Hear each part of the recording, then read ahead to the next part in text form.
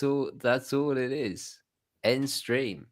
Oh no, don't end stream. That's oh god. 10 live in. Oh no, we are live. I've got a little thing saying 68 people. Okay, so that's a good sign. If you want, I'll hop onto my phone and see, but I'm sure people will say in the comments if D, oh yeah, look at that. I just got a little notice on my phone. 2 idiots. Nice. Oh, okay. All right. So we're live. I'll do a little intro. Hello, everybody. Welcome to the live Watch Talk show. And this time, the horological heavens have been kind to us. We are finally connected with Mark. Thank you so much. I apologize. A pleasure as always. Long overdue. You've been extremely busy. How have you been, man? Good, busy, but never too busy for you, of course. Can we just speak the elephant in the room and the video you released a couple of days ago? A certain watch that I had no idea you were after, and it's like on like top like 3 or 4 of what I want. We talked about it in a Watch Talk show in Philly. Goodness. And then you go and get it before me. And you got it new. I'm going to buy one used. Well, they are excellent value used, but the number thing just, and also like this is going to get buried with me in my sarcophagus. Did I pronounce that correctly? That's okay. I intend to. I've never bought a watch like that from you. Yeah. How is it treating you? It's beautiful. It's beautiful. I bet. I go to the box. It's like a pet, I go to the box, wind it up, have a look at it, and then wear it for a few minutes, and then who's a good boy? Who's a good boy? Yeah. But you've got to get yours now. You have to. Then we can be twinsies with it. Oh my goodness, sure. One day. Tradition twinsies. Yes. I love that. So would you like to do the honors of wristwatch check? Actually, oh my goodness. I'm wearing a watch that I just put on Instagram. I just got it in today. It is the new Brew Super Metric. Wow. And it is like, oh my goodness, Jonathan, the bomb. That blue that is blue, right? It's blue and it's a blue dial and then a light blue chapter ring. And then let me try and make this bigger so I can it's okay. see. I don't know how to do it, so don't ask me. I think I can do it. Whoop. There we go. Yeah. And it's got like this mirrored top. I mean, oh my goodness. So I saw this come across on Instagram or Facebook or whatever. That is on Thursday. Click the buy button, and I had it here today. That is gorgeous. Congrats. Thank you. Was that just the spontaneous? Yeah, totally spontaneous. Totally. Yeah. And what is on the other wrist? Well, I'm cheating with another YouTuber. It's the Loom Shot collab. Oh, nice. So the kid from New York, right? Yeah. Yeah. The kid. I don't know. He looks teenager. He looks like he's young. He's young. This is our first foray into the 37 millimeter samurai case, and it's awesome. It wears nothing like a 37. It's kind of more like a 39-ish or 40. It's very cool. Fits awesome. Very nice. How about you, sir? I'm actually wearing the. Let me do the focus. I think. Let me go full screen. There we go. I'm already getting the hang of this. This it's a big one for me, but this is the Hanhart Aquasphere, the first diver they've ever made, and I got to show you this case back. I did include it in the video, but it's like with the screws, it's like you're looking through a porthole. Yeah. And seeing the fishies in a submarine. That's so cool. It's just gorgeous. Their first dive watch they've ever done. Beautiful. So I put you back on the screen. Okay, I don't need to see myself. There we go. So what it's a pivotal moment in their history, because they've never done dive watches before. I was going to ask you. So obviously they're an aviation company, aviation watches. Yeah. So this is their primarily first. This is their first stick. Yeah, and they just knocked it out the park. It's got a helium escape valve. It's 300 meters water resistant. It's got this kind of like almost like the lugs are engraved. It's a mishmash of their Primus collection with little nods from their historic. And they just, I saw the prototype in April when I was over there, and when you see a watch and you just know instantly it just works. Like it's just like this. I told them right there. I said, "This is the watch of the year. This is it." Right. And they were like, "Oh, thank you." And I think they thought I was just being too kind or whatever. No. This is aced it. No date.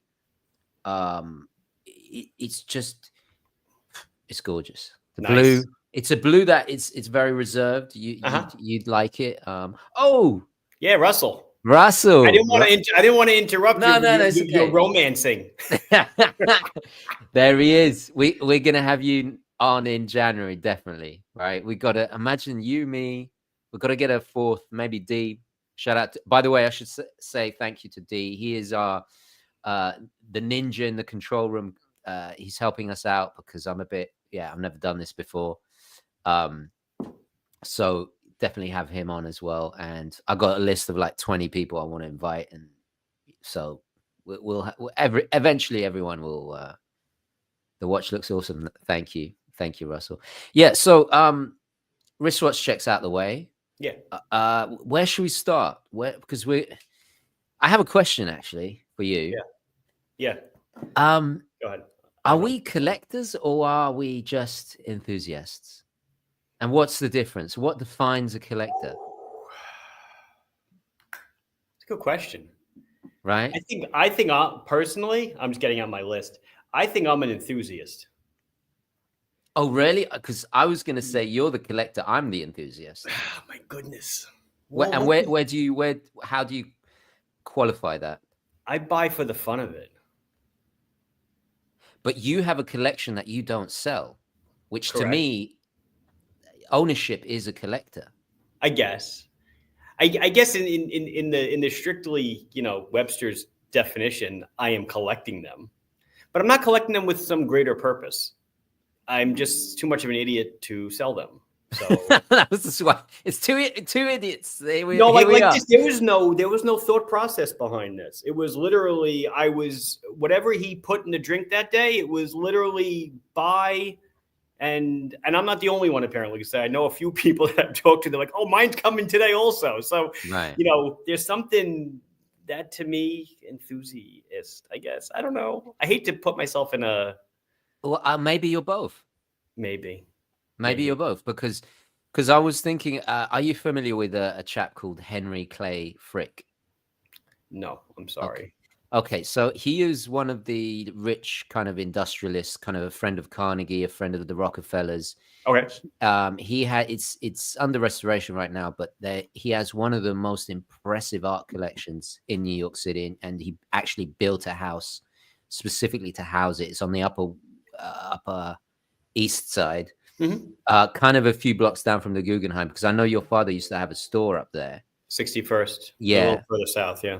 Right. So it's up there, and I was thinking about it because I was like, I really want to go and see his collection again. And I was thinking that is a collector, somebody who's he traveled all the. Funny enough, if you read his Wikipedia page, he is a fascinating guy. He was supposed to be on the Titanic, but he missed that voyage because his wife I think she sprained her ankle in Italy while they were looking for artwork, pieces. So he didn't get on the ship. So incredible guy. He even had an assassination attempt on his life. And it was a different time when industrialists were really like, Anyway, that's a whole another story. But what it got me thinking about was ownership and what is their strategy behind what he collected, or for you collect what you like, but yet you have ownership. Where I'm certainly can fall victim to impulse buying, but mine is a lot more calculated, more strategic. So is mine? I get it. Oh, we got a super chat, by the way. I'm getting text messages because I'm not monitoring the thing. We'll have a look at that in just a moment. So yeah, maybe I move like a collector, but I'm more of an enthusiast because it's not necessarily about I can't own everything. Whereas you, I'm very spontaneous, but I'm spontaneous with everything in my life. But then you have a proper collection. I probably do. But if you have a lot of anything, you have a collection. Right. But I'm not building it. I guess maybe that's a good way to look at it. You've built furniture to house it. Right. Well, the collection is getting bigger, right? But I'm not. You're doing what Frick did. You're going to have to buy a house for it. I'm just getting watches that I like, and that's it. Right. I'm not focused on just really expensive ones or really cheap ones. It doesn't really matter. If I like it, I buy it. Right, I'm going to interrupt this. Yeah. What the hell is that thing? Is it dead? It's the hype button. Is that like a Staples? Yeah, we got that button. Yeah. Let's read the first Uber chat. It's from Mike the Wop 00. I presume that's without papers. Right. I'll say it. Yeah. Okay. Fine. Thanks for both of you. Thanks for all your work, videos, and that have entertained me greatly. Well, pleasure's all ours. TGV learned how to stream. Well, it's down to D. I got to shout out to a hobby of ours because I couldn't do this without him. He's in the background helping us. So, yeah. So following on that, I guess the reason why we're here. That's a good one. Collectors have a niche and common thread, and enthusiast has a wonderful. Yeah, it's true. Shout out to Carmike Aviator, good friend of mine. I definitely have an illness. I think we all have an illness. I think so. Posing the question that you asked for the video, I'll segue into it, I guess. Please do. I think I approached it very differently. I don't know what your picks are, but I just approached it very differently, more generally on the journey of collections or enthusiasm, if you will, and lessons learned along the way. Right. Maybe budgetary considerations, this and that, and what you learn from novice to, if I'm an expert, whatever, from novice to expert. Whereas I don't know what you did, but I'm sure yours are a lot more calculated. I studied. So you studied. That's the first thing. I didn't study. Right. Well, I have 2 pages of notes. I mean, I could make. I have 5 lines. Yeah. The thing is that I start going down rabbit holes, and then I realize I'm just exactly at the same point. I haven't really had any. I make observations. I think that's what I want to share. Actually, you know what? Let me bring in the first share screen. Yes. Okay. Here we go. So I'm hoping that the screen hasn't gone completely black. No, you're good. And people can see this. I'm sure. So this is where I'm going. I got it. I feel this is a typical Gentry viewer. This is certainly where I'm at. And these are just examples. I just picked them at random because I think in terms of value and how we I guess you're kind of similar then to the way I said it then. Yeah. But this is somebody that doesn't, they still, over time, they'll still go back to a G-Shock. They'll still buy something affordable. Yep. And then they might splurge. They might have an anniversary. And it looks like a drunken walk chart, like we'd say in engineering. Interesting. Okay. You're going forwards, but you're going all over the place. But why is that? Why is that? I guess that's, we can get into, picks along the way and why I chose things that I chose. And if you want, we can kick it off. Okay. And I think this, I think it comes down to enjoyment. Okay. This is obviously somebody that doesn't care about what other values. People think. Sorry? What other people think? Oh no. Someone that doesn't care. Absolutely. and I think they buy for enjoyment. They might buy for function. And you know, let's say they weren't really into Seiko Willards, but halfway through their journey, they suddenly tried one and they were like, you know what, I'll get that. You know, and it certainly happened to me. So they might have splurged on the Willard, but the Breguet Classique might have been a grail for, you know, 5 years. Let's say this is a 10-year journey. You know, I think this is the thing, is there's no correct way and then there's no incorrect way. Because if you start going down that rabbit hole, you start arguing with strangers online that you've never met. And it kind of gets a bit toxic. Yes. So can I bring in, I'm going to bring in another, let me preface this. There are some sweary words in this next exhibit, this next piece of evidence. So please, do not repeat it. Or you can swap it out with your own. Let me bring it in. Hold on 1 second. Share screen. Here we go. Boom. And shout out to Paolo. I can't read that. It's too small. Zucchetti for this one. Oh, thank you, D. There is a lot of truth to this. Yeah. And it's funny because it's, you know, like all good humor, there are elements of truth. Yes. Sure. Do I agree with, you know, the idea of one decent Swiss watch? No. Or that Tag Heuer and other brands are, you know, Scheiße, as we say. No, I don't. But, you know, these are kind of common things that are discussed. Right. Where would you say you're on this bell curve of? I'm after dead. Probably step 9. Interesting. Yeah. Interesting. I'm probably at 8.5. Yeah, I passed 8 a while ago. Yeah, I can imagine. Well, you know, but that's because you know where the sausage is made, right? Yeah, exactly. That's what I was going to say. Yeah, exactly. Can we have it on screen? And there we go. Yeah, because you know how the sausage is made. Is there any other factors that contribute to you being there aside from the sausage being made? Me personally, or in general? Yeah, no, you personally, or both. So, how do I put this lightly? Financial burdens do not hold me down from buying whatever watch I want.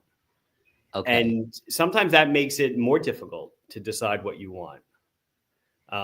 It's because you're I should explain, because you're a successful businessman. Yeah. I mean, successful in a way, but you know, whatever I want, I can afford. It's just, do I want to spend the money? I guess and so I think that makes things sometimes more difficult, depending, you know, deciding on what I want to buy next. Yeah, I could buy the Breguet, no problem, and then I can go out and buy something else right after. But I think maybe having that advantage sometimes makes picking out what you want a little more difficult. Interesting. I would have thought it would be the opposite, where you don't have that period of saving and lusting, because, like, you know, like we were talking earlier, that the Breguet was something I was planning it for. I think I decided actually last October. After we talked, huh? Yeah. No, but I made the decision and I didn't say anything because, you know, I just didn't want to kind of jinx it. And, yeah. You know, but like that's over a year. Yeah. You know, that's true. Anyway, is there any other factors? Obviously, the sausage is made. We're referring to the technicalities, knowing the ins and outs of the industry, production processes, things that we've gone back and forth a million times with our own collaborations, and you do every single day, and I do every single day with other brands as well. Is there any other factors? Because I can think of one. I'm just curious to know if there's any other outside factors that affect your decisions and collecting. It's definitely being an engineer affects a lot of what I select, simply because I like the different. I really live in the different. I like things that are perhaps valuable, that fly under the radar, that nobody else understands why it's worth that. So Point in case the electrostatic. Yeah, exactly. Somebody might look at that and think it's a Cracker Jack prize. Actually, I'm sure I've gotten that comment before. Yeah. But if you really take a deep dive and kind of understand what they're trying to do, for me at least, it's amazing. Yeah. That's definitely a big part of what I look for when I'm getting something. Have you ever been dissuaded from a brand because of something they've done or something like that? I am not a fan. It's like sacrilege. So I'm not a fan of Omega. I own one. Oh, really? Yeah. But you have a Speedmaster, but I have a Speedmaster. That was I'm a gift. not a fan of them simply because I feel like they just road ride, are riding still the Speedmaster horse for Lord knows how many decades. It's like, come on, that's enough. Let's do something else. You've done an episode on this. Do you remember? Yeah, I think, and then the other one that I'll never buy, and simply because it's what I remember from a kid, and again, I've gotten hate from this before, and I'll get it again, is that Tudor is just the poor man's Rolex. Right. And so that was the same episode. I don't own one, and I never plan on it. And again, it's just the connotation that I bring. I know there's tons of people that say I'll never buy whatever because we all have our own little, kind of idiosyncrasies, I guess. And that's just mine.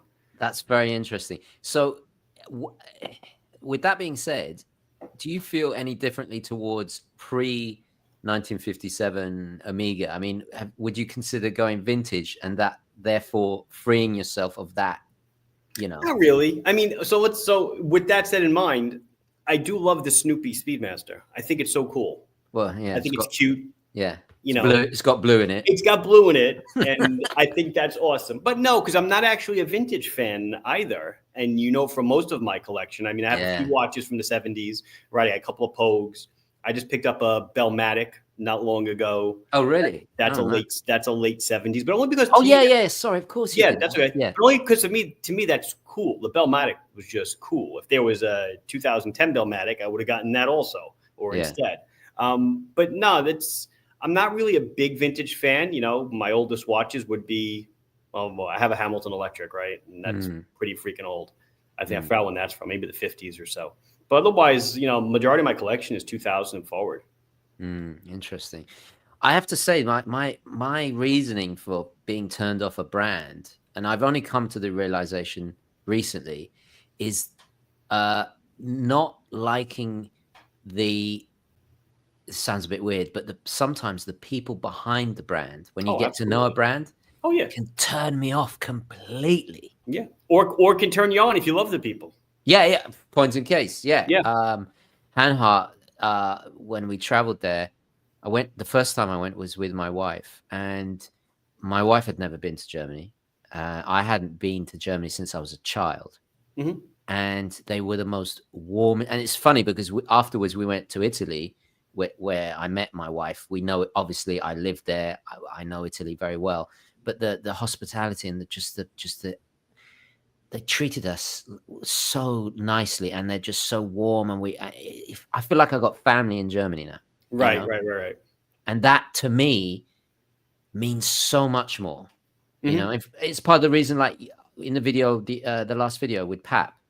I mean, that guy is that's how you should be treated when you buy a watch. Right. Especially spending that kind of money. You should be treated you expect like to be that. Ass kissed, yeah. Well, and essence, a little bit, but not be treated like Rolex, like you're not wanted, or you should go on a list and all of this BS. Right. That's not how it should be. Right. You haven't bought enough yet. Yeah. yeah. God, yeah. Anyway, that's a whole other discussion. Should we have a little look at the comments while we're sure. because I don't want to feel like we're just chatting away and ignoring. Well, people. I actually did see something fly by just a second ago about Omega and how I'm right about the Speedmaster, but wrong about the Aquaterra and some other models. And I agree. I actually love the Aquaterra, and I love the Globemaster, the GMT, the World Time. I think it's awesome. But just as a brand, when I went to Basel in which one was it? It was probably the 2018. The whole Swatch group has their thing in the middle. And the Omega booth is literally the whole thing is just every year Speedmaster. So they had however many panes of it. And I understand it's a winning horse, just like the Submariner is a winning horse for Rolex. But I don't know. Enough is enough. Yeah, you went to the moon. You did it. Nowadays, a digital, $10 Timex can go to the moon. Yeah. So let's move on to the next thing at this point. And that's it. And it's just, again, it's just a personal kind of weirdness that I have. Yeah, I will always love the Speedmaster, but if we're going to talk factually, Casios were worn more. They're more robust. And on top of that, Bulliver stepped into the fray when the Speedy died on the moon. So, that's the story. Yeah, that's the story. Anyway, let's see what else we've got here. Because I have another slide. Go ahead. Oh, we got a super chat. Oh, my ass. Is that what you do? So what is it? What's the sound? I didn't hear it. It's the air horn. Oh, okay. You need to replace the batteries. Yeah. This is from THX 1138C. He's nice. He's a long time supporter of the channel, so big shout out to you. And is it right? You. Nah, it's 5 minutes fast. 5 minutes fast. Yeah, the Atmos is. I have one at my parents' home. TGV, humble and original, much love. Thank you very much, my friend. Thank you. Thank you. The digital soundboard. I know. You know what? Like boing, and I do have this, right? Okay. Oh, nice. Which has, Perfect. and then.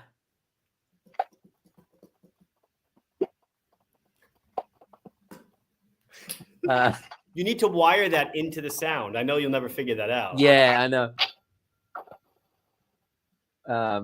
That's when we talk about Rolex. That's an interesting one. Yeah, this was interesting. Is this a? Oh, nice. When, after the rant of the Patek CEO, I no longer desire to ever own a Patek. Yeah, I could totally understand that. I can get that too. Very off-putting.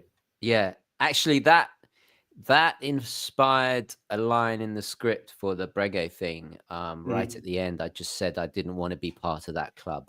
Can you imagine, spending, years and years saving 30, 40, 50 grand.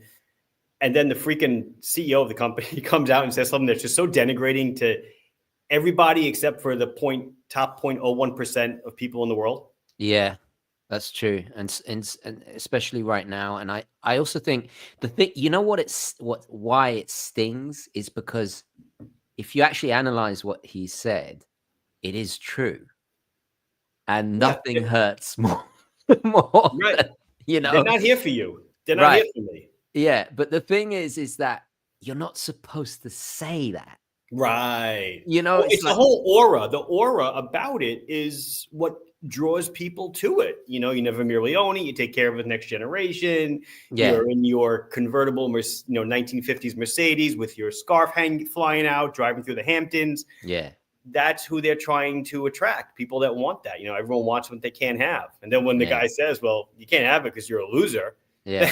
It's like, where's the joy? We'll come back to that because it ties in nicely with collecting. I just want to answer one super chat. We got Skylar Santana. He has a fantastic channel, and I believe he does live shows as well. We've got to have him on as well if he would like to join us one day.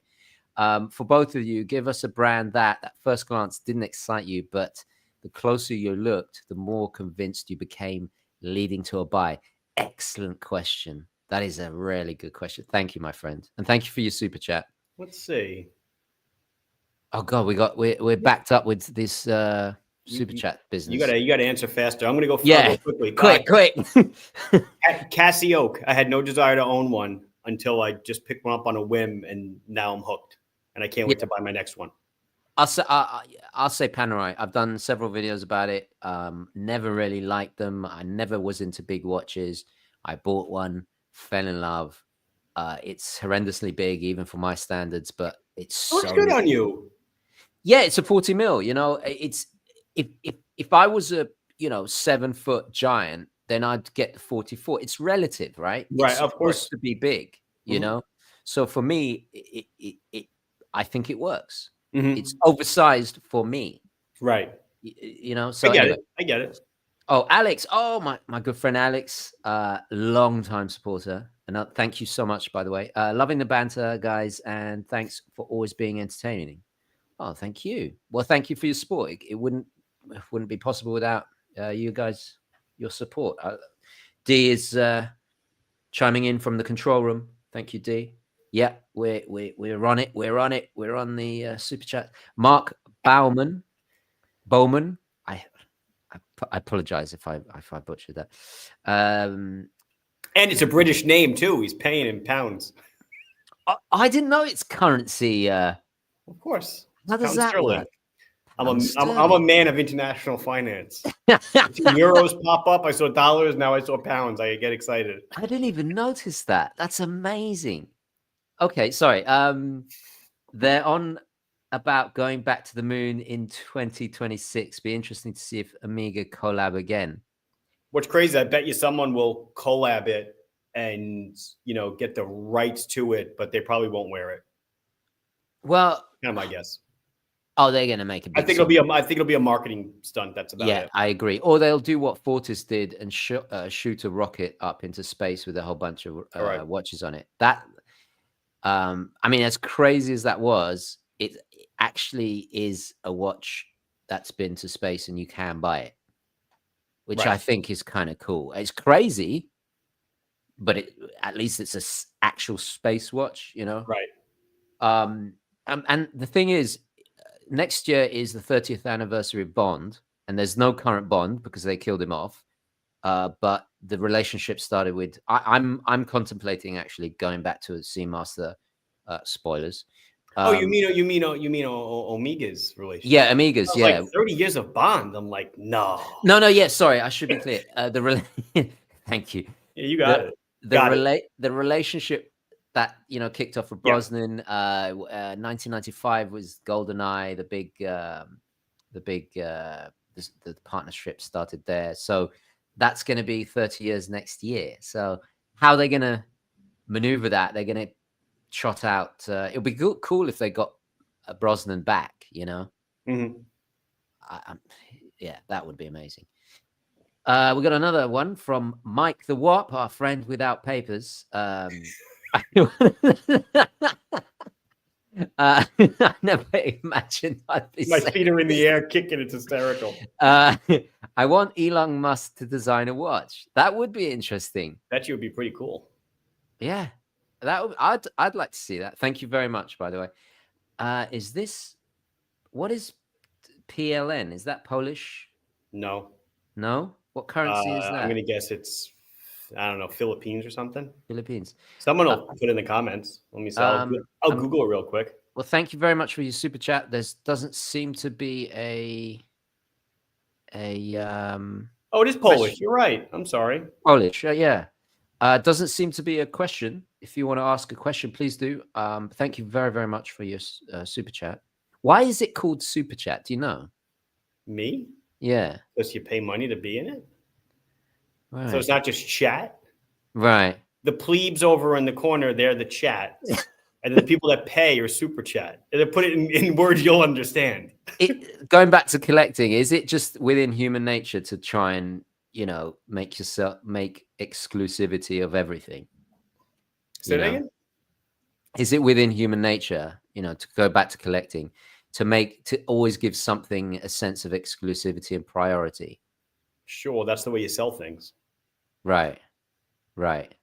But then again, I think, and I was thinking about this earlier, I think you're doing probably one of the most important things in the watch industry of offering affordable watches and thus getting people into it. And I think that's ignored so much, Right.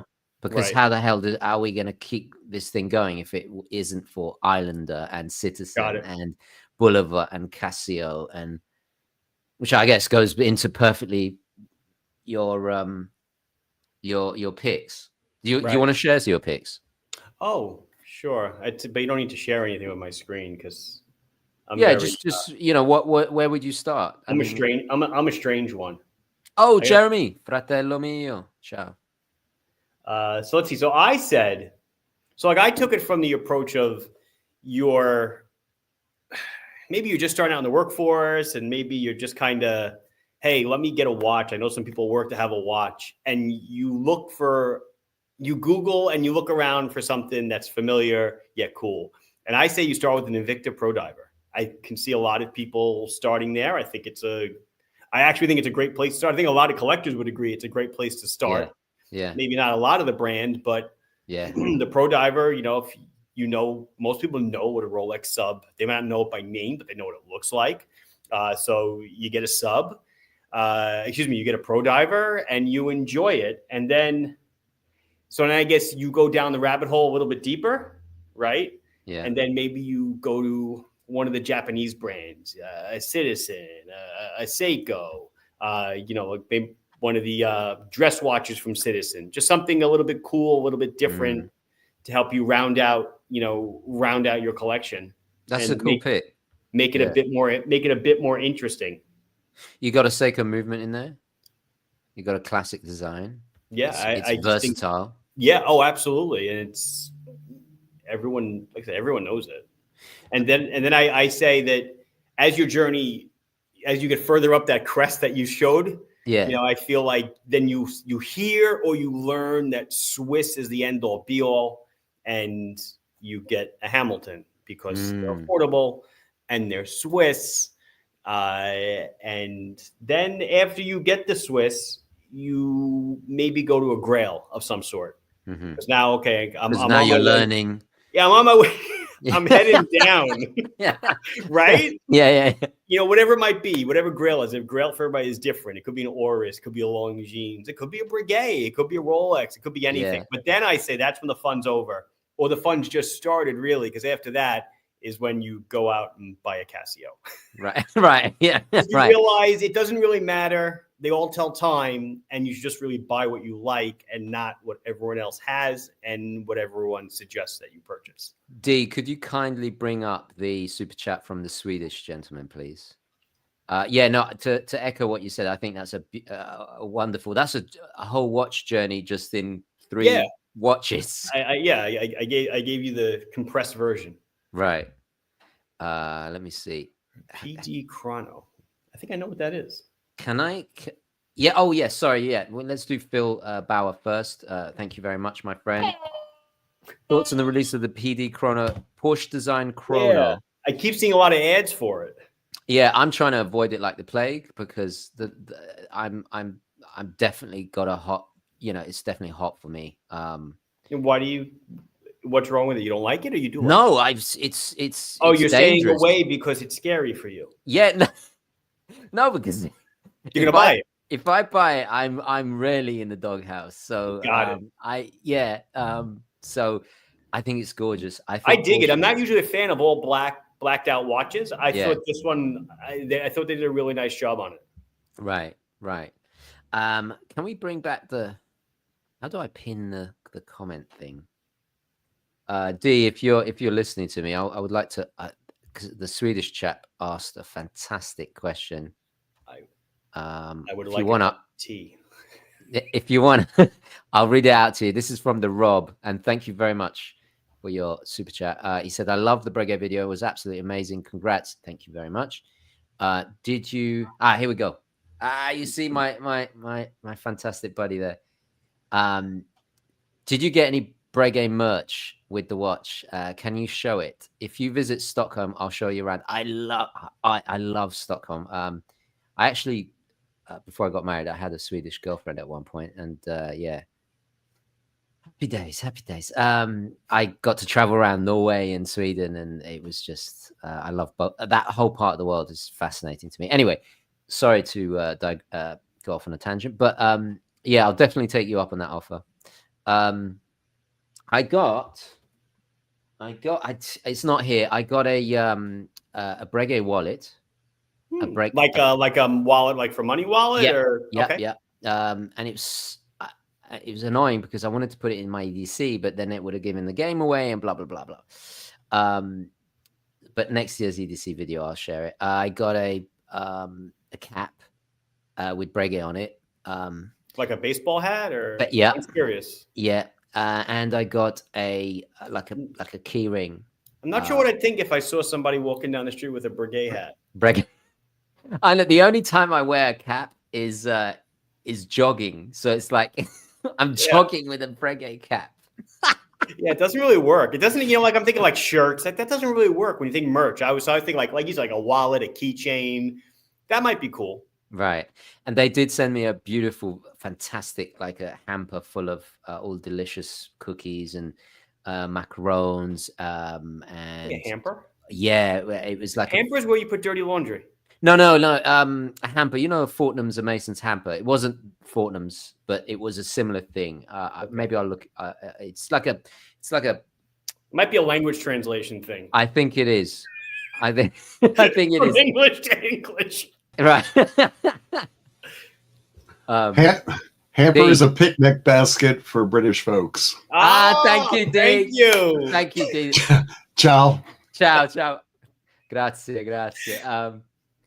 There you go. So it's like a little goodie bag. Got it. Very nice. Yeah, and that was just to say thank you for doing the video.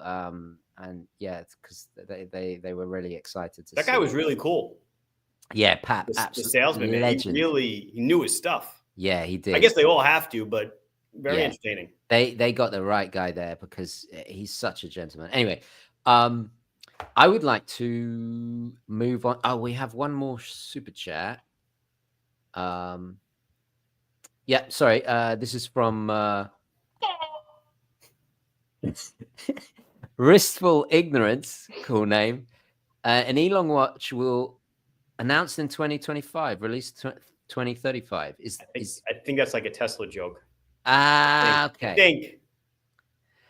You young rapscallions with your technical jokes. The Elias Master 2, did I read that right? Thanks for the awesome stream. Elias, what do you think of the new Super Squaler? Personally, not my taste. By the way, huge Squaler fan. Got the sub 39 in 2000 and the 2002. Oh, very nice. Wow, those are excellent choices. I've done a review of the Super Squaler. If you're talking about the titanium one, no, I think he means it's like a 38-ish millimeter. Then they just came out with a new Big Arrows version. I haven't seen it yet. Yeah. I can't speak for it because I have not seen it. But I mean, it's I love the brand. You've seen it, right? Yeah, I love it. How is it? I've been selling it for a while. Nice. Yeah, cool. Nice. Very skin diver. So like really skin diver. Nice. Should we go back to our discussion? We're just getting sidetracked with the super chats, guys. Can you let's do Q&A at the end, and then if because we've got a lot to talk about. Let me just look at my notes. I'm going to bring up Exhibit C. Great. Now I'm getting arrested.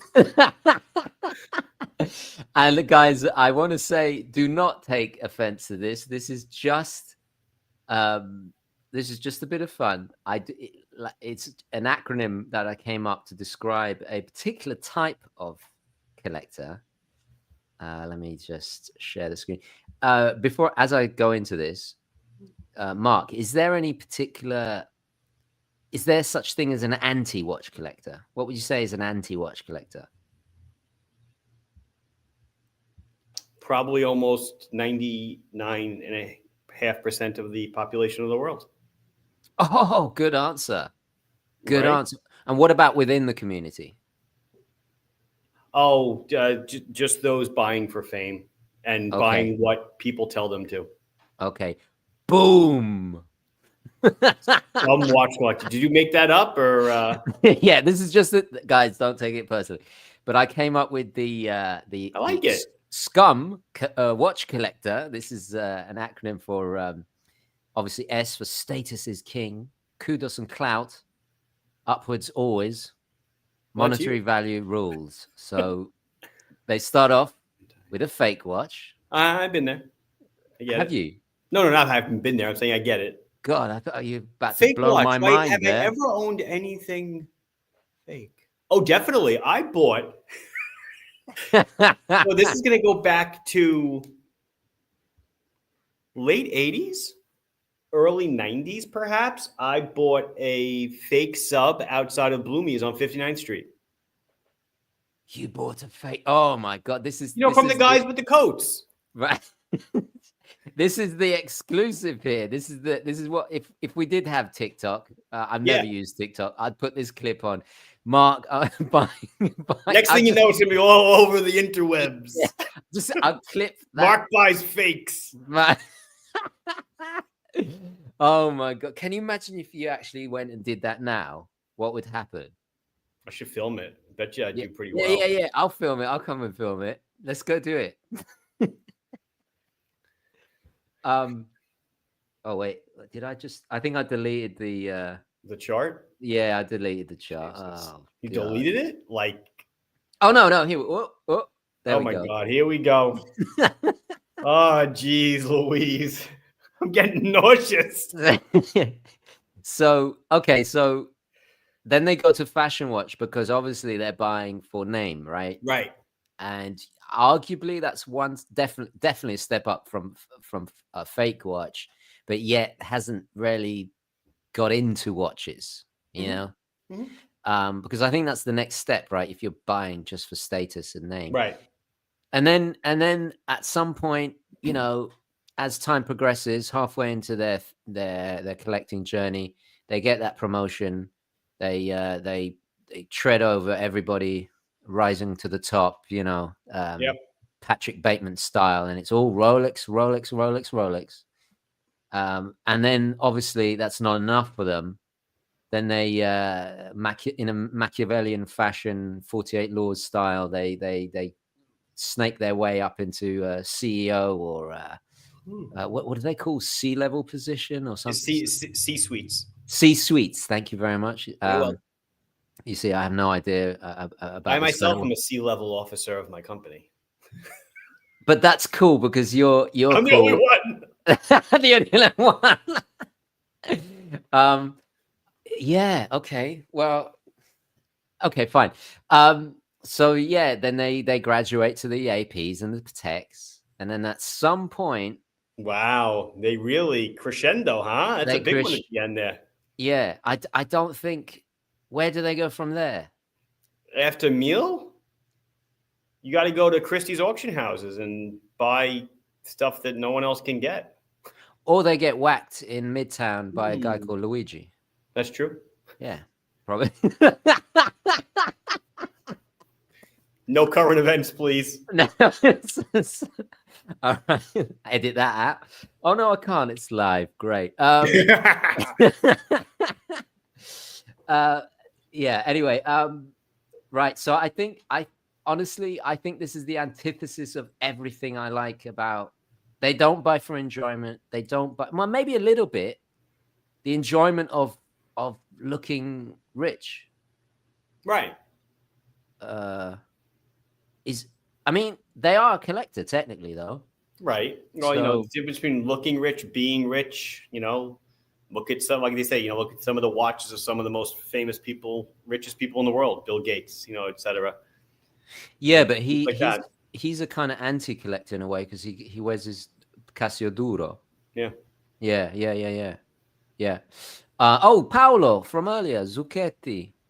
Who we started off with the bell curve. He's actually in the chat. That's really cool, man. All right. Well, 646 people are watching this two idiots looking at a chart about scum watch. I'm happy to be joining in your idiocy. Okay. Wonder We do. Twins. Nice. Let's do a super chats. We got Harlem King. That's a cool name. I like that. Greetings, gentlemen. I arrived late. That's absolutely fine. Well, thank you very much for your super. I'll give you a. It's going to get really tiring soon, isn't it? I arrived late. Read the ones coming on the screen. Yeah, your producer's putting them on screen for you. Oh, thank you so much. Okay. Oh, do you not see the big yellow thing that I see? I think was the Harlem King was before this guy though, right? I'm trying to do it in. Here you go. I support what Mark said. Go ahead and follow the screen, sir. All right, Harlem King, we're coming back to you. I apologize. Thank you, D. Thank you. Of course. Christopher. Right. Christopher Cardney. When you guys gushed about your purchase of the Santos, I fell in love with it and got one that year. I presume it's me because you don't have a Santos, do you? Oh, definitely you. Yeah, definitely. Not classy enough. Not true. I think you could definitely pull off a Santos. Which was his first luxury watch? Began the watch journey with you, and I'm grateful for all the advice and knowledge. Wow, that's awesome. That's amazing. That's precisely why we do this. That's amazing. What a classy way to start. Oh, I remember this one. Oh, Klaus, his good friend Klaus. He is a loyal OG here. Original Gentry. My girlfriend still laughs about the episode when TGV had eaten. Oh, that's a deep cut. I remember that. Oh my god, that is a deep cut. And you talked about the I forget what is NSFW. Oh my goodness, not safe for work. Okay, not safe for work. So typically, you're rated R and over things. Okay. Not that I ever partook in this, but when we were in corporate back in the late 90s, early 2000s, if somebody wanted to send you a joke or an image, they would label it NSFW, so you did not open it at work.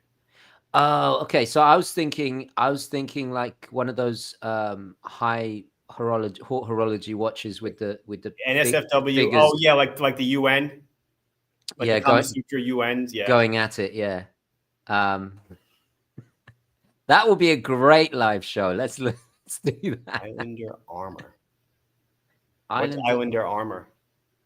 Well, thank you, Justin, for your super chat. I'm not familiar with the Islander. A tank armor. watch, sure. I'm coming out with something soon. You're doing a tank. A tonneau, I should say. A tonneau. I need to see that. It's here. But is it get slaughtered if I showed it? Is it quartz? Is it automatic? Automatic. Miota 9039. Wow, is this an exclusive? I guess. Nice. I gotta see this. Patrick Hartman, thank you very much, D. He's really putting in the work there. I appreciate it. This is why I need a wingman to do this, and this is what we were practicing this weekend, by the way. TGV as a watch and film guy. Any thoughts on Bukhara ties to the John Wick franchise? Yes, Mirth, Seamaster, others often mentioned, but never Bukhara. Yes, I have to admit I only saw all of them this year with my wife properly. Yeah, it works. It was a bit the last one, which was it's a very consistent franchise. First of all, Keanu Reeves is amazing. He's very gentlemanly off screen, not so much killing people on screen. But it's a great franchise, very consistent. The stunts, everything is amazing.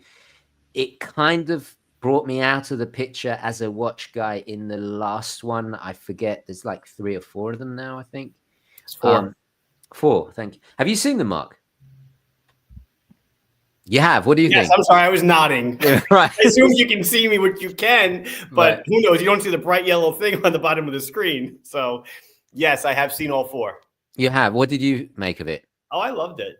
Yeah? I loved them. Yeah, all of them. Yeah. Nice. I hope there's a 5th. I mean, I kind of hear that I think there is. Last I read that there was supposed to be or something. And even though he died, who the hell knows? Yeah. I'm sorry if you didn't see the fourth one. I just spoiled it, but it's been out for a I'm few sure that if the last time I looked, they were doing very well. So, and I'm sure, you know, when things get Harlem King finally. Greetings, gentlemen. I arrived late. That's absolutely fine. When you are up, glad you're up and running. Thank you. Sorry if when I read things, it's a bit staccato. It's just the dyslexic thing is tends to mess it all up. I enjoy finding an inexpensive hidden gem of a watch. Yes, as do I. Many of us have bought an expensive watch that we didn't love. Love the live stream. So is that part of the collection journey? Well, definitely, I think. Absolutely. If you can find something that's worthwhile, that's inexpensive, and that kind of gets everything going, yeah, absolutely. Yeah, that's a great point. That is a great point. I tend to do that quite a lot. Thank you. Fantastic super chat. Alexander Tobiasen, NOK. I think that's Norwegian Yeah, kroner. it's another. Yep. Yeah. What do you I love Norway? So cool. What do you guys think of the red Boulevard Luna? What do you think? Better on the Islander bracelet. We made for it. Oh, wait, hold on. I got just the sound for that. Cha-ching. I didn't hear anything. Anyway, it's cool. A little bit of a cash grab at this point. You know. Yeah, I agree. It's getting kind of Speedmaster-ish. Yes. It's not my cup of tea, to be honest. Yeah, it's okay. It's fine. I like them. I like the white and the blue one the most, but I love the meteorite one they did. I thought. 96A312. Yeah, that was for me. That really made sense because you think of the surface of the moon. Yep. I want them to do other things with it aside from colors. You know, like what? Say other things. I don't know. Well, that's a whole other video. I need to make some notes about that. Right.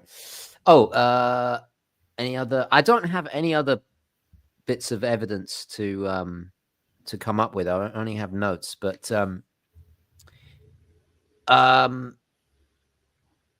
what's the best way of learning? Experience. Yeah, one word. Just same way with everything. You can learn as much as you can in school, but you don't learn anything until you're on the job. Yeah, experience is the best education. Something I always used to say. I think now, you know, we are definitely living in such a well, first of all, there is an oversaturation of media online, but the benefit is there's so many specialists. Like in one of the live streams that I did when I was trying it out, I was sharing we were discussing Amiga, and there was an Amiga300.com, and it was just chronicling every incremental change, every dial, every crown, every, you know, evolution of that watch, and it's a whole world within itself. That's the stuff that I just really, you know, and it's often done by like glycentennial.com. There's another one. It's all about glycine. It's about made by an enthusiast. I don't think he makes any money from it aside from maybe a little bit of advertising, but there's no shop. It's not trying to sell you anything. It's just true enthusiasm. It's like really like nerdy kind of, not to, you know, but it is kind of specialist and niche, and I love that kind of stuff, you know? Especially if it's a watch. Like I recently got the Aerospace, which you also own. Oh yeah. And do you ever remember a website called brightlingsource.com? No. It was around. He had a channel, and he should have done more more videos. It was around before I got on YouTube. That's how old. Oh wow. Established it was, and it, like, you know, 360p videos of him talking about. It was crazy, and it's a whole world. It's a self-contained little world, and I find that incredibly. So that is one of the best ways to learn, in my opinion. You know, find your niche, find that bit of magic, because that's ultimately that's my motivation for collecting. If it doesn't have doesn't have that spark. Mm-hmm. I just you know what, I can't get into it. Right. Yeah, I get it. Yeah. Would you like to answer some comments, Mark? If you want me to put them on. Yeah, because I'm blabbering on a bit. We're everyone's used to that. Where in the second collab you guys made worked? Oh, very nice. That was the second one. Technically, was the mechanical. The mechanical, yeah. That's on the green khaki strap. Come on, roll them up. Let's go. Next one. Yeah. See, he's working at your speed. Who did? There, yeah. Oh, Ninja Rose. Hello, my friend. Real OG there. See, I can knock these out super quick. All right, go for it. That's what you got to do. Oh my God, Bull was leaving money on the table by not making order. I agree with that. Yeah. Well, Bill, they should have a better bracelet. That's where we come in. Yeah. We make 4 bracelets for all the lunar pilots except for the PVD one and the titanium one. There you go. Now that's working. But it makes me wonder, what kind of movement would they use for an automatic? In that dial configuration, it's got to be like a 7753 or something. It's just going to be super duper expensive. Yeah. If they're doing the Accutrons now with what do they have, a 9075 in it, and they're like $3,000, it would be like an $8,000 watch. Yeah. I think they're going to run into problems with the case, and it's gonna probably change the way. Yeah, it's probably going to change the way it wears and alienate people, because I think that's something that if you've never had experience designing a watch or making a watch, that's all. It always seems to, you want to do something, and then it always comes down to the you start with the movement. Yeah. And then everything goes, okay, what's your favorite era of the urban gentry to both of us? Well, for me, it's always the one that we're currently in. Oh, that's the right answer. Hold on. He's starting, he's leaving, he's going to Philly, he's coming back. I love it all. That's the right answer. I mean, I sometimes I miss the old days where it was just simpler. I just turned on the camera and then waffled on. But right, you can't do that forever. I would also say right now is the best time because I'm back in New York. I think I'm a little bit more knowledgeable, at least. Hopefully. Right. And I'm still just as excited. There are some brands that I will never go back to because of the reasons we discussed earlier. It's either they've done something that's kind of alienated the public, or there's people involved that just puts me off. But there's so much great stuff. Actually, this is the first thing I had written on my notes. Hold on. I had written the crazy stuff being done at an affordable level due to better access to technology. Right. And then of course we have ever better means of producing better content. Cameras are getting better. The community's grown. You remember how small it was? Oh my God. Yeah. Yeah. There's so many channels now. There's so many content creators that I don't even know. We had this conversation recently. It might have been. I think it was recorded. I think. I put forth that if I started my channel today, I would never amass the following that I have. I just think that I see some of these people who put out their content and they're playing to 300 or 400 subs, and that's 300 or 400, not 1,000, 300 or 400 subs, and they're getting 50 views a day, and I'm like, wow, where's the motivation to keep going on when that's all you're getting? And the quality is fantastic. I think better than what I do. So it's definitely the game has changed. Very largely. I think it's an interesting point. That is a video discussion in itself. The how do you stay relevant in a oversaturated media landscape? But just to rewind a little bit, actually, maybe we should. Ninja Rose has got a question. I will come back to that. Thank you, my friend. Oh, it's gone. No, you were going to read the question. There you go. Okay. Question: do you find Rolex's marketing strategy manipulative? Yep. And if it crashed out of the market, would it die, or with other brands? So Rolex is doing everyone a favor in what they're doing because I think they're keeping watches relevant. Personally, what they're doing is manipulative. If you mean the shortage of watches, I don't fully subscribe to that theory, because just because you could sell 1 million doesn't mean you should make 1 million watches, because it will devalue your, what you have. Now, granted, if I could sell 1 million Islanders, I'd make 2 million. But I feel like that's part of the aura, and FOMO is one of the greatest feelings that a marketer can use. Yes. And if you can create that sense of urgency, then you've done your job as marketing. Is it manipulative? Yeah, but all marketing is manipulative. It's manipulating your thought process and getting you to spend your money. And if they crashed and burned, it would hurt, because, not too long ago, Rolex spent more in advertising than the number 2 through 10 watch manufacturers in the world. So they're pumping a lot of money into what they do to make themselves who they are. You may not agree with them, but sometimes everyone hates the winner. But they seem to be, in my opinion, doing. I don't know. I think rising tide floats all boats, and that's what they're doing. You touched on some really good points there.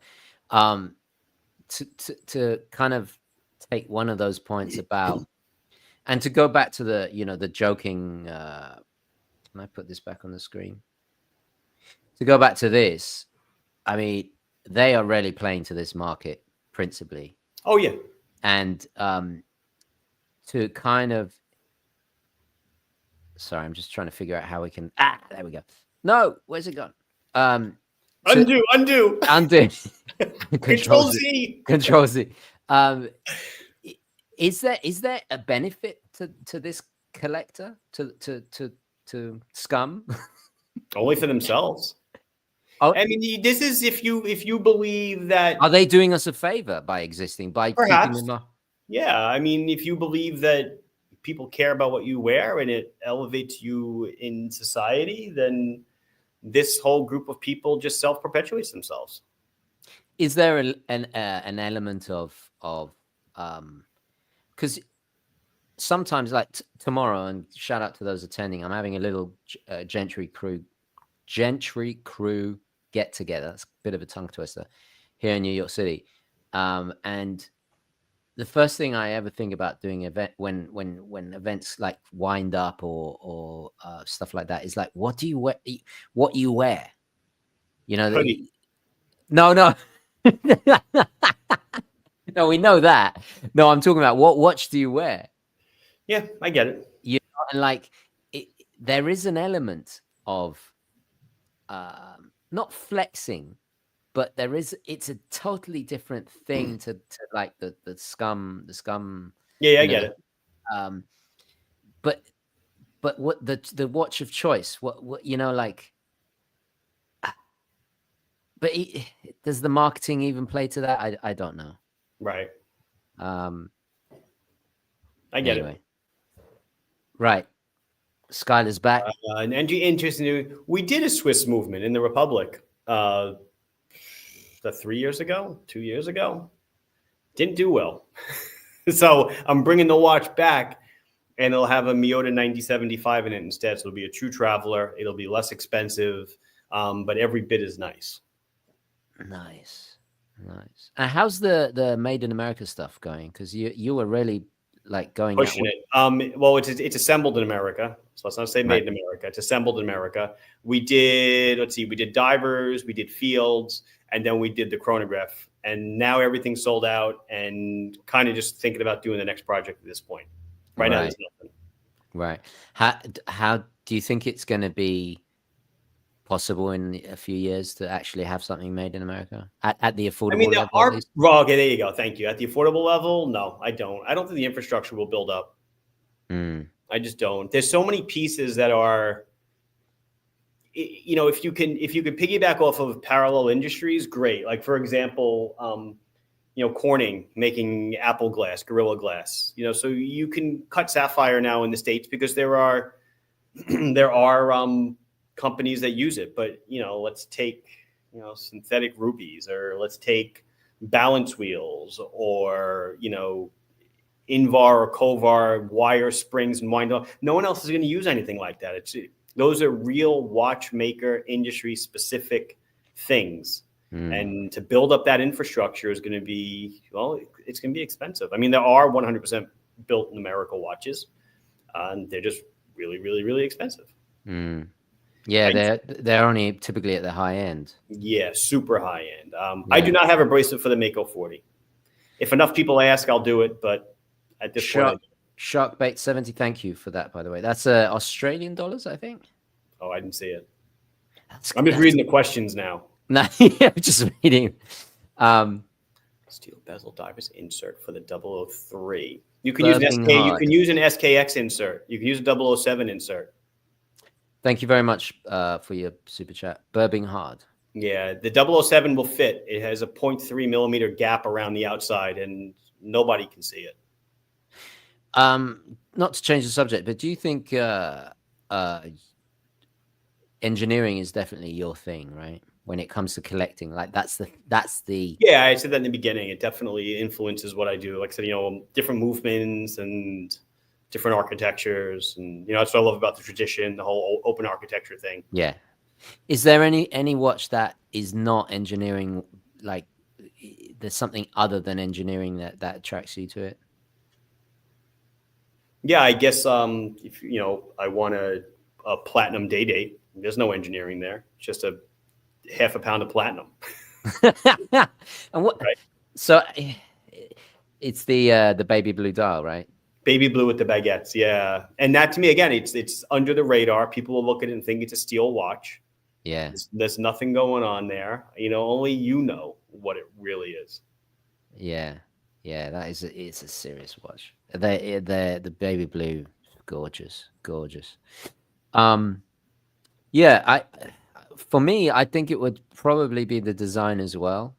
Mm-hmm. Yeah, you're definitely more design influenced. Yeah, and I wrote a whole bunch of notes analyzing why, and I think it's because obviously you have an engineering background. You have an engineering background. I have an art background. Mm-hmm. So, like for me, it's always going to be, because I was also trying to imagine a world without art. Can you imagine that?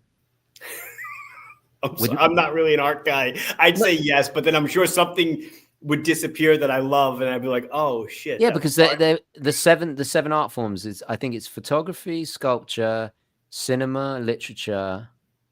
What's the other? Painting. But it goes into everything. Industrial design. Imagine watches with no artistry. I mean, what would they look like? Yeah, an islander. No, but even the islander, right? Even like it there's artistry to that design because it's based on something that had somebody there's design going into it. Because if you remove all art, and I guess the first thing you think of, it'll be like minimalist Bauhaus, but even Bauhaus has mathematical theory. That's its own design. Yeah, it's just, don't be fooled because it's so minimal, right? That it doesn't have artistry in it. Like Max Bill, he wrote a book on the theory, and he based his watches on that theory. So even then, fair enough. So, is there anything other than engineering and design that people, that draw people to the watches? I guess aside from the value stuff of the scum collector. Yeah, no, I don't think so. I mean, everything. Design is everything, for the most part. It's if you connect with it, if you like it, and that's going to be all about the design of it. Yeah. True. Alexander's back from Norway. Do you guys have a hero watch? Pretty sure TGV's the Explorer. Yeah. Do you have a hero watch, Mark? What is a hero watch, if I may inquire? It's great question. I guess if we were to analyze the word hero, it's that kind of watch you strap on and you're kind of in your own movie. It's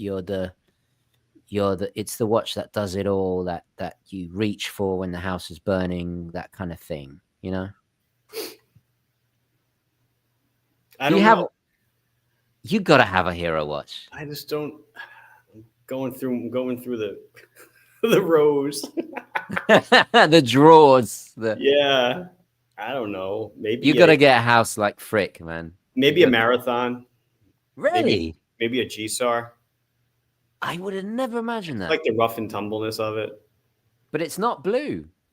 No, that's okay. But I feel like I don't know. You see, Marathon would never do a blue GSR because it goes against Well, their it goes kind against of, everything they stand for yeah. the most part, white or black. But they'd probably sell a hell of a lot of them if they did. They would. How about a Casio? Would that be a good hero watch? Yeah, I think that's your hero watch. Good. Okay. Yeah, yeah. Thanks. Great question. Great question. This is Almog. Hold on. What currency is that? What is that symbol? Well, shalom is Hebrew, but that's not Right. So, is that shekels? I doubt it. Well, I don't even know actually. right. Well, anyway, shalom. Well, anyway, what do you think about ball watches? I think they're pretty cool. I don't own one. You don't own one, right? No. Ever? I really like them though. Oh, it's Bitcoin. Someone just said that's Bitcoin. That's Bitcoin? We can accept Bitcoin now? Wow. This is a whole new world. Oh, no. He says yes, shekels. Okay, good. No shekels. Okay, got it. Wow. My dad is frowning on me right now. I love ball. I think they are Yeah. grossly underrated. The quality is exceptional. Yeah.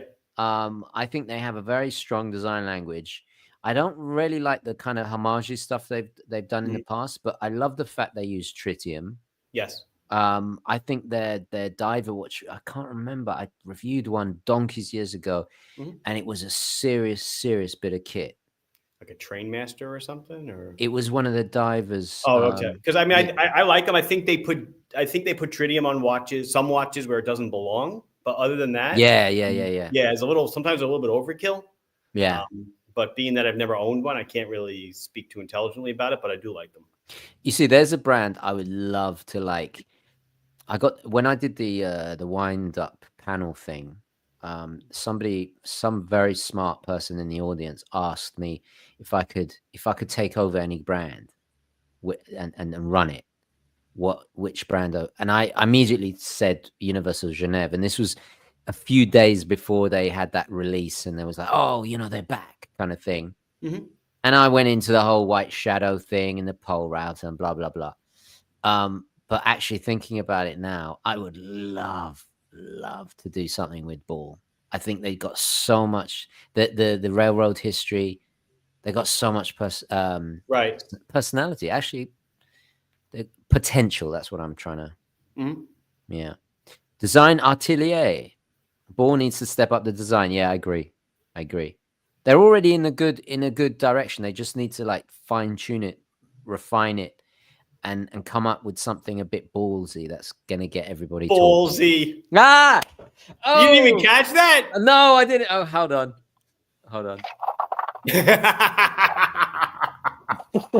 Your producer's giving you a thumbs down.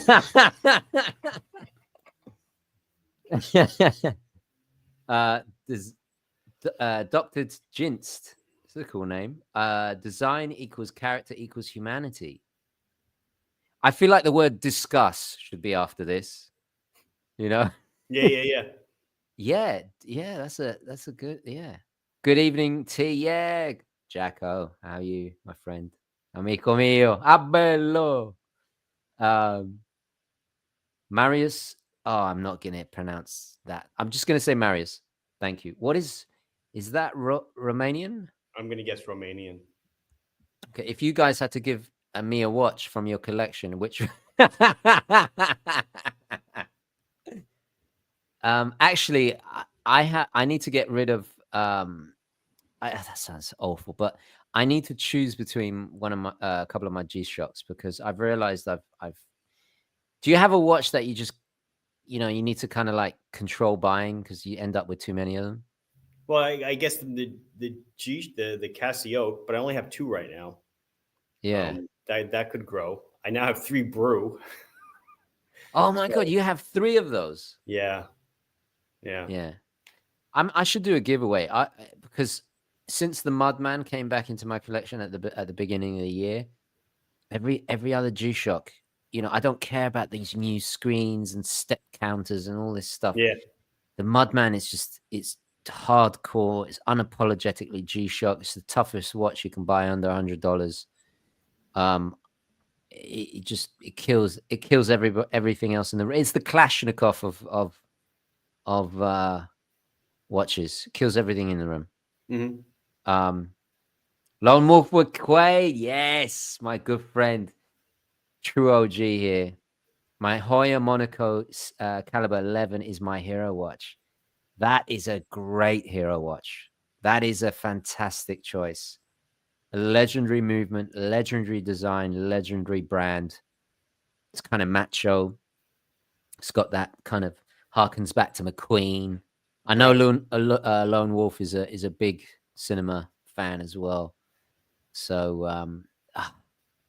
I wish I could have the little thing that goes pling, like a Pure Class would come up, you know? Oh, That would be cool. Like flare. Yeah. Let me see if I got a. Here we go. What's this one? I don't hear it. You don't hear it? Hold on. Oh no, that's breaking something. Laughing. Oh, I got a fart sound. Hold on. Perfect. That I heard. Perfect. 666 people. Nice. That's a lucky number. That's a lucky. And I'm doing fart sounds.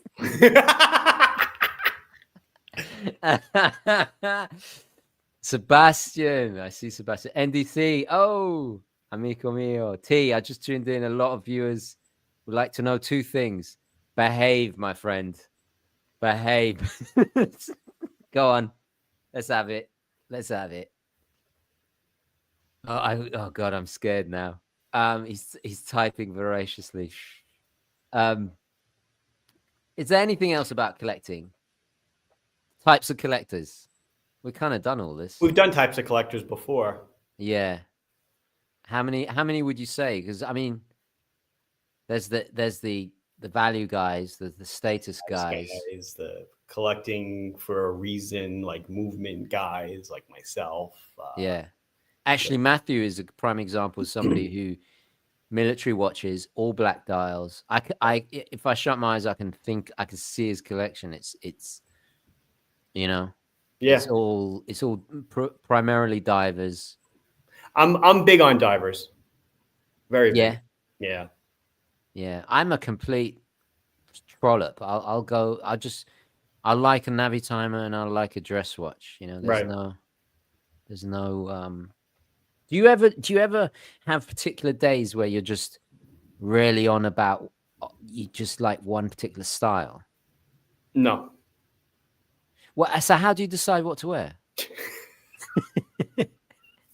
I mean, honestly, usually it's, whatever's on top of the watch chest that day, because, maybe there's like 4 or 5 that sit on top and those kind of get cycled through. But then eventually the drawers open up and then I start kind of just, I don't know, I haven't worn this one in a while. Like, hey, how you been kind of thing. And then just pop it on. Don't forget, I got to do it twice. So, right. Do you like match them? Like you can't wear one watch because you're not wearing. No. You see, I'm wearing a blue watch, so I wear because I'm wearing blue. That's pretty much. I'm wearing a blue and a white. Is there any rules that you have? For example, if you're wearing I won't wear 2 Rolexes. Well, yeah. I mean, and I don't know why. I just won't. But I wear 2 of the same brand for sure. What and why is that you don't know? Why I won't wear 2 Rolexes? Yeah, look like a douche. Yeah, that is kind of douchey, isn't it? Yeah, I mean, granted, wearing 2 watches is a little loserish in its own right, but yeah, 2 Rolexes, that's just weird. Yeah, what's the most obnoxious combination you can think of? Two Richard Millets. Probably. Yeah, probably. Yeah, probably. You're at the peak. You're doubling on the peak of the scum chart. Yeah, exactly. You're going off the edge. Yeah, you're going off the edge. Sergio. Okay, $4.99. Presume that's dollars. Thank you very much, my friend. Is that déclassé reading the Everyone can read it. Right. Oh yeah. It's not just for you. Everyone can see it. I know, but is it that déclassé to say it? You know. No, it's fine. Don't worry about it. He has a Rolex Sub Date 40, very nice. Recently got a root beer, very very nice. They're similar, but I also have a different feel to them. Yeah, absolutely. Which would you keep? Or which would you keep? First one. In any particular reason? Iconic. And the root beer isn't? I just think you take two people that you pick up off the street. Which one do you think looks familiar to you? It's going to be the standard 40. Interesting. I'd go with the root beer. That's fine. Especially if it's the old nipple dial. I think of Clint Eastwood. He wore one. Not for that reason. I like the browns.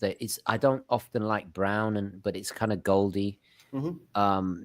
It's a little bit kind of blingy without being blingy, if that makes sense. Mm-hmm. And it's also a watch you don't see often. Right. So that speaks to me more. But I mean, look, they're both amazing.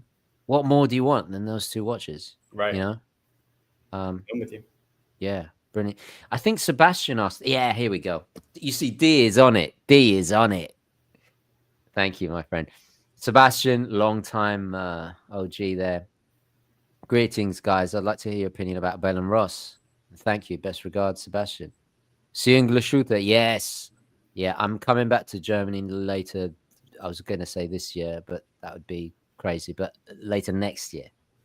What do you think about them? Yeah.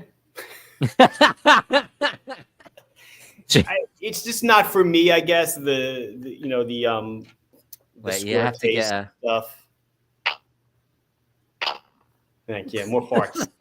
I guess I'm just not a fan of the square case and all that stuff. Although obviously I love aviation inspired watches, and I don't know, it's just not for me. I don't own one. I don't plan on having one. But again, that's just not my shtick. That's all. I believe they're fairly new in the whole scheme of things. I've only ever reviewed one. It was an aviation piece, if I recall correctly, and it was quite traditional, not what they're known for, which are those square, like right. Gauges. Gauges like your cockpit in your plane, which is a particular taste. And I really thought when I saw that, I thought, oh, they're going to take off a little. They're going to take off. There we go. You can go in there, Chief. I Move thought on. Nothing to see here. You're getting a thumbs down again. Thank you. I thought they were going to take off literally as they'd made something really, really kind of more mainstream, more accessible, a classic round, really great pilot watch, and then just tumbleweed. Right. And I believe they're Swiss, but they're owned by Italians. If I might be completely talking out my culo for this bit, but I like that they're different. Right. Then it's the square stuff's not my cup of tea. Right. At least right. So they're different, and so at least you can appreciate that they're different. Yeah, which is definitely, if we're going to go back to collecting. Have you found that your tastes have changed or evolved? Do you like more different stuff, basically? No, I don't think so. I always like different stuff. Since day one, one of my first watches was a Tissot two-timer, which is, extremely different looking, rectangle case, open, digi on the bottom, totally unlike anything anyone's ever seen before, especially, at that time. Yeah. So no, my tastes are the same. I just, I think more and more things become available. That's extraordinary because you're very open-minded since the start. I guess so, huh? I haven't really vacillated much. Yeah. So, because, for example, is there any watches that you've grown to love that you didn't love before? Because that will surely be evidence that your tastes have changed. Any watch that I've grown to love that I didn't love before? For example, with me, with the Panerai, right? I just wrote that brand off as oversized, macho, overpriced, and that was it. I never even looked at them, you know. But Not now I'm really. like a Nothing I panarista. could think of offhand. So therefore, No. you've always been open minded. That corroborates your. I'm very open. Cool. Well, I've definitely evolved. I think I went from somebody that was Rolex, Casio, Seiko, occasionally something different, and that was it. I Right. never went out of that. And that was like year one of the channel, maybe a Hamilton. And now I'm looking at stuff that's just nuts, you know? Like, actually, I think part of it was you. You opened my eyes to the Actron Space Oh, View. yeah, sure. Yeah. I remember the day you came round and hearing that hum and seeing the tuning fork, you explaining it to me. It was, you know, not to use your own thing, but you kind of blew my mind there.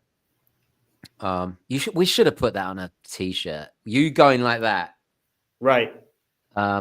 We should have put that. Actually, if I upgrade the Steam, I can just press a thing and it'll go. Oh, look at you. Yeah. Yeah, I've definitely evolved. I think that's a normal part of the thing. I'm quite flabbergasted that you've just stayed like you've always been there. You're always on that level. I'm on cruise control. Nice. Autopilot. Nice. Oh. Thank you. Yeah, I'll be here all week. Try the meal. Oh my god.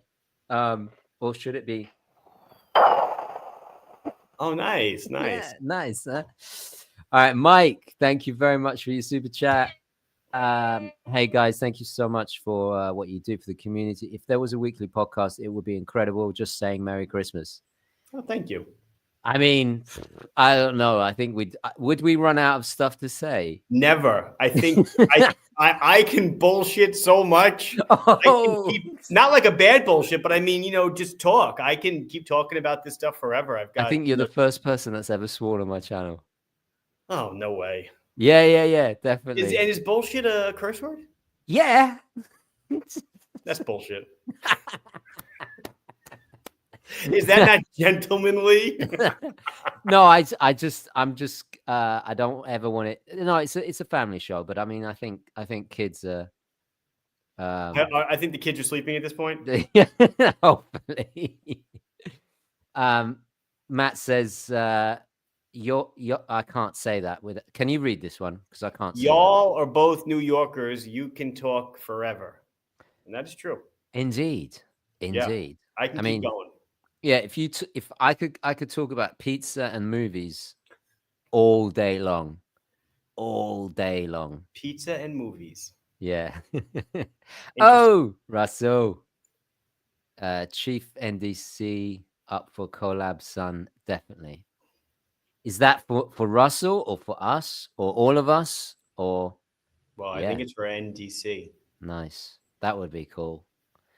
Have a mad NDC strap. What would that look like? It would be bonkers. It would be mad. Yeah. How would we make it mad? You'd have to do some crazy color or something. Yeah. Right.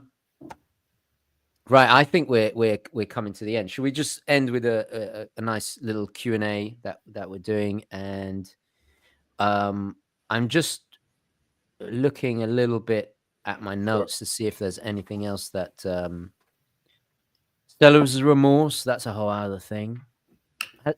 Well, you don't suffer from that because you keep everything. Nope. Don't sell. I think I will get there. I think that is definitely one of my. All of us collab. That would be cool. I think that would be a wonderful place to get to ultimately, where I'm just content with a collection, and then that's it, you know. And I just might as well die. Come on. Nope, never content. Actually, I wanted to ask you how percentage-wise new releases, how much of it interests you? Like which new releases? Like mainstream? Yeah, just in the whole watch world. 0. I thought as much. Yeah, I don't care. You don't care. Nope. I Don't. think I'm getting less and less interested in new stuff. I find out about what's coming from other people. Oh, did you Right. see the? No. You know, No. I really don't care what Rolex is going to do this year, or Yeah. whatever. Or if there's a new Seiko, it's like, well, I'm probably not going to be allowed to sell it anyway. So just wait until trickle down economics happens, and I can get something like that. Yeah. Yeah. I have to admit that every year when it comes April, and there's the whole what's that? Wonders and watch. Wonders and watches. Thank you. That thing Mhm. comes around. It's like I want to turn off social media. Right. And so the video I did of the top 10 best and worst, I mean, obviously there was probably like 50 new releases that I really loved this year, but Right. choosing my 10, I realized how kind of focused and personal it was. A little narrow-minded. Maybe, but then like a year, I remember when the Bel Canto came out, and I really thought we were going to go into some new renaissance where every single brand was going to do something like that. Yeah. No, they were all by themselves. Yeah, and they kind of did more the same. But I understand, like, a watch takes from a year to up to 6 years, even if it's really, really complicated, Right. To produce. So, and that goes into like some of the styles and trends that we're seeing are really kind of delayed. Right. It's not. What about trends and stuff? Is there anything that kind of caught your fancy? Nope. Don't care. You know what? Because if you buy what you like, there's no such thing as trends. If green is in, I'm not going to buy a green watch if I don't like the color green. Right. That's just me, Yeah, fair enough. And we're still in the tail end of it, I think. We'll see green watches like hopefully die next year, but that was a trend that started the year previous to this. Yeah. I don't know what the new one is, but I'm sure it's something.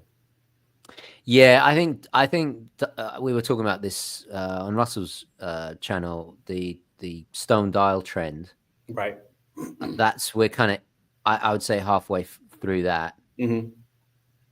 NDC asks, are you and Hugo the same person? And as we never see you in the same place. That's not true. You see me in the same place in videos. There's video evidence of that. So there you go. That's your answer. I can't read that. Smognosis? Is smognosis? Subgnosis. I don't know why it doesn't work. My range master came in. Nice. Yay! Yeah, you get a hand clap. Hold on. I've got to find it. Okay, that's it. I'm taking next time I see you, I'm taking that thing and throwing it out the window. Fits better on the wrist than I thought it would. Fantastic. My only regret is not getting the white dial over the black. Interesting. Interesting. Yeah, talk about divisive. This was definitely. Oh yeah. Yeah. Well, congrats and thank you so much. That's a fantastic. And I should say, obviously, it goes without saying that Marc has kindly sponsored this live show. So that is fantastic. Do check out. I will leave a link when this, has to process when it goes into the archives. I'll leave a link to Marc's channel. I think we should leave it there. Yeah, I gotta go home and cook dinner. Yeah, I'm gonna go and play Command & Conquer. No one's gonna get that reference. Trap, shout out to you, my friend. I see him in the comments. Let's definitely do this again. Suggestions in the comments of future topics you'd like to see. I don't think questions could ever stop. I think we could do this every day. Yeah, I think so too. I actually have to do some real content. This is real content. No. Oh my God, after all that. No. After you blew me off last week. No, okay. Last week was my mistake. No, what I mean is like the big boy content, like where it's like a script and it's written and it's like analysis and Got it. This is definitely fun. I think this actually complements that because it's a little bit more off the cuff. It's just us talking. I don't have to spend a week in editing, going crazy like I do. So I think this is a really great way of doing it. NDCT, you naughty boy. Hugo's always abroad. Yeah, well, he's a movie star. What do you want? You never see him next to each other. Bring him on now. Can you imagine that? Oh my God. One day we will be able to do that. That's One day. awesome. Yeah, thank you, everybody. And thank you, Mark. Again, thank you to D. D, come on the thing. Come on. At your service, fellow Thank you so Gentry much. members. Thank you. And subscribe to D as well. He has a fantastic channel. So yeah, we'll get you on this one. Outstanding, sir. Looking forward to it. All right, guys, we'll leave it there. Thank you. Thank you. Onwards and upwards. Have a good And night. there we go. Buonanotte. Take care. Ciao, Peace. ciao, ciao. Bye.